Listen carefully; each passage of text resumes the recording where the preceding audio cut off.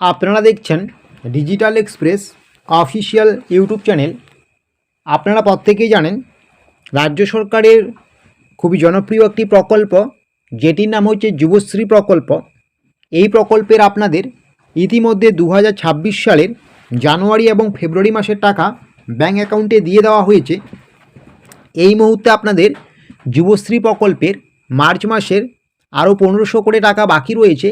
এই টাকা এবার অনেকেই পাবেন না, বা যুবশ্রী প্রকল্পের পরবর্তী যে কিস্তির টাকা দেওয়া হবে অনেকেই কিন্তু আর টাকা পাবেন না। কারা টাকা পাবেন না, কারা টাকা পাবেন, সমস্ত কিছুই জানতে পারবেন। তাই ভিডিওটাকে স্কিপ করবেন না। এবং আপনাদেরকে নিয়ে আমাদের যে digital express official Facebook page রয়েছে, অবশ্যই আপনারা আমাদের সেই ডিজিটাল এক্সপ্রেস অফিসিয়াল ফেসবুক পেজে যুক্ত হয়ে যাবেন।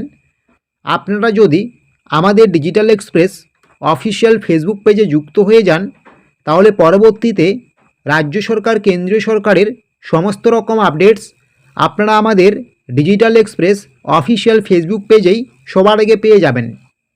আপনারা প্রত্যেকেই জানেন পশ্চিমবঙ্গ সরকারের খুবই জনপ্রিয় প্রকল্প যুবশ্রী প্রকল্প। প্রত্যেকটা বেকার যুবক যুবতীকে মাসিক 1500 করে টাকা দেওয়া হয়।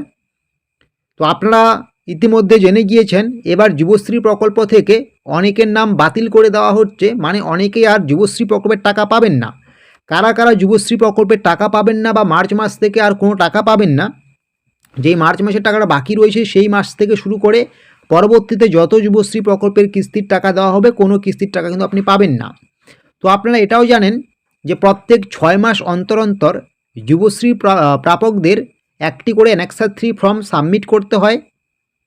সেটা যাচাই বাছাই করে পরবর্তীতে আরও 6 মাসের কিস্তির টাকা দেওয়া হয়। তারপরে কিন্তু আরও 6 মাস পরে আপনাদের অ্যানেক্সার 3 সাবমিট করতে হয়। তো আপনারা জানেন বেশ কয়েক মাস আগে আপনারা অ্যানেক্সার 3 সাবমিট করেছেন।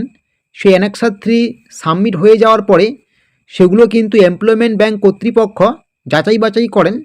যাচাই বাছাই করার পরে যদি এমপ্লয়মেন্ট ব্যাংকের মনে হয় এই ব্যক্তি বা অমুক ব্যক্তি যুবশ্রী প্রকল্পে টাকা পাওয়ার যোগ্য নয়, একই পরিবার থেকে দুজন পাচ্ছেন, বা এই ব্যক্তি কোনো কাজে জড়িত রয়েছেন গভর্নমেন্ট, বা এই ব্যক্তি বেকার নয়, এরকম যদি সেরকম তথ্য এমপ্লয়মেন্ট ব্যাংকের কাছে পৌঁছায়, তাহলে কিন্তু এমপ্লয়মেন্ট ব্যাংক যুবশ্রী প্রকল্পের লিস্ট থেকে সেই উপভোক্তাকে বাতিল করে দেয়।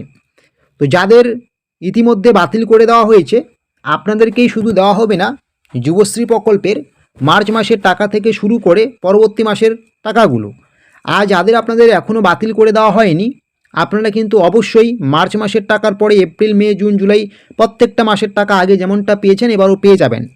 তো আপনার নাম বাতিল করলো কি না, বা আপনি টাকা পাবেন কি না, সেটা দেখার জন্য আপনাকে কি করতে হবে, সেটা দেখার জন্য আপনারা অন স্ক্রিন দেখতেই পাচ্ছেন এই মুহূর্তে আমরা আছি এমপ্লয়মেন্ট ব্যাংক wb.government.in এই অফিসিয়াল ওয়েবসাইটে আছি। যখনই আপনারা এই অফিসিয়াল ওয়েবসাইটে আসবেন, এখানে একটা অপশন দেখতে পাচ্ছেন view status for enrolment and Yuvashree. এই view status for enrolment and যুবশ্রীতে আপনি যখনই ক্লিক করবেন, এখানে ক্লিক করার সঙ্গে সঙ্গে আপনার জব শেকর যে আইডি রয়েছে বা যুবশ্রীর যে আইডি রয়েছে সেই আইডি বসিয়ে দেওয়ার পরে আপনি এই যে ক্যাপচা দেখতে পাচ্ছেন সিকিউরিটি কোড, সেটা এন্ট্রি করার পরে যখনই সাবমিট করবেন, সাবমিট করার পরে যদি আপনার এই মুহূর্তে স্ট্যাটাসের ঘরে লাইভ কেস দেখায়, তার মানে আপনি যুবশ্রী প্রকল্পের টাকা পাওয়ার যোগ্য, আপনার নাম বাতিল হয়নি। আর যাদের এই মুহূর্তে নট লাইভ কেস দেখাচ্ছে বা লাইভ কেস দেখাচ্ছে না, আপনাদের কিন্তু নাম বাতিল করে দেওয়া হয়েছে। আপনারা কিন্তু আর যুবশ্রী প্রকল্পের কোনো টাকা পাবেন না।